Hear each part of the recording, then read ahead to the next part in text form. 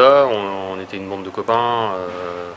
Voilà, après on s'est fixé des objectifs sans se prendre au sérieux, même je dirais sur une partie de rigolade, en disant qu'on allait construire un gros club, mais franchement une fois qu'on avait dit ça on ne savait pas trop où on allait. On n'a pas la prétention d'être un gros club.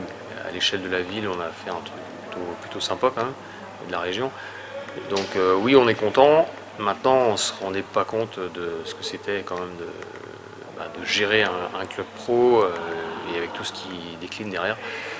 Donc c'est compliqué, c'est passionnant, mais c'est compliqué. Donc il y a des jours où on se dit allez, faut pousser dessus pour y aller quoi. Mais il y a toujours des gens qui viennent nous donner un coup de main, des nouveaux qui arrivent, etc. Donc c'est une belle aventure.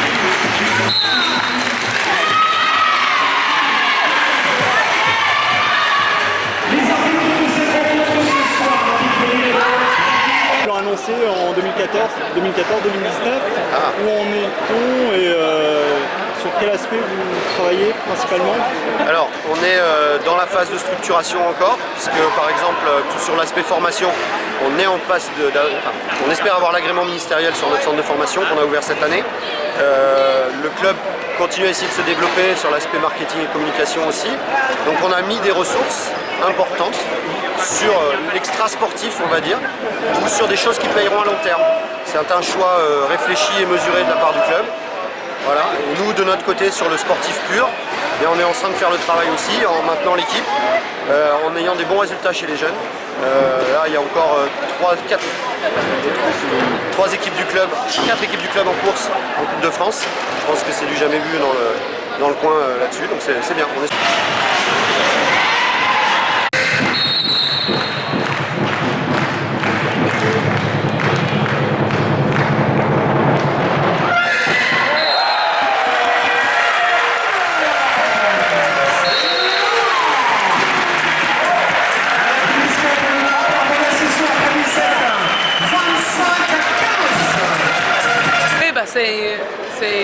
Il y a une très bonne organisation autour du club, c'est très professionnel. Il y a quand même tellement de licenciés de l'équipe et tout ça, donc c'est bien d'être partie d'une famille de quelque chose de plus grand que l'équipe pro, donc c'est bien et on sentir ça avec tout le soutien qu'on a, donc c'est bien. Ouais.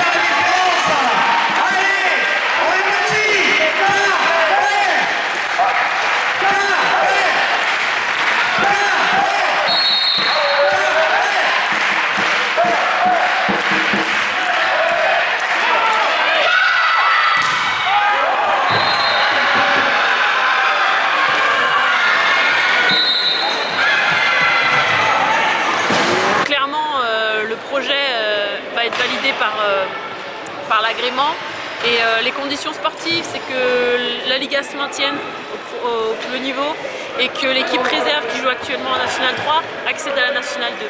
Là on aura un support sportif cohérent et on est parti dans notre plan de marche qui est de former nos propres jeunes et de les faire accéder à la pro et leur faire devenir joueuses professionnelles. On a le cas de Marie Neveu qui depuis 2 matchs joue et fait des entrées régulières. On a aussi Thaïs Daden qui a des rôles ponctuels en Liga, donc des filles qui arrivent petit à petit et on travaille dur pour ça. Donc voilà, le projet du centre de formation de Quimper est là pour accompagner ces jeunes et en accueillir d'autres, on espère petit à petit.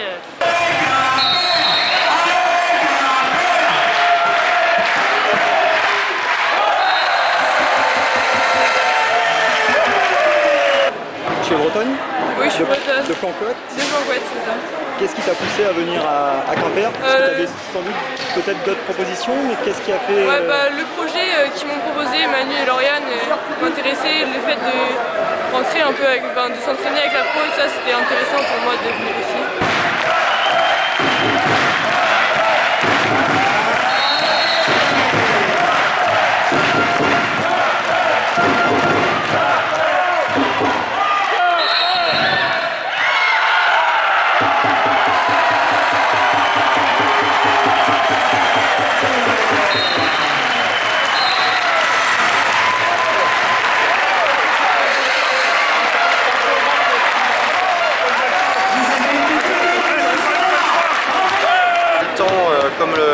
préserve le volley féminin très souvent. Une belle victoire, oui, parce que toute victoire en Liga est bonne à prendre.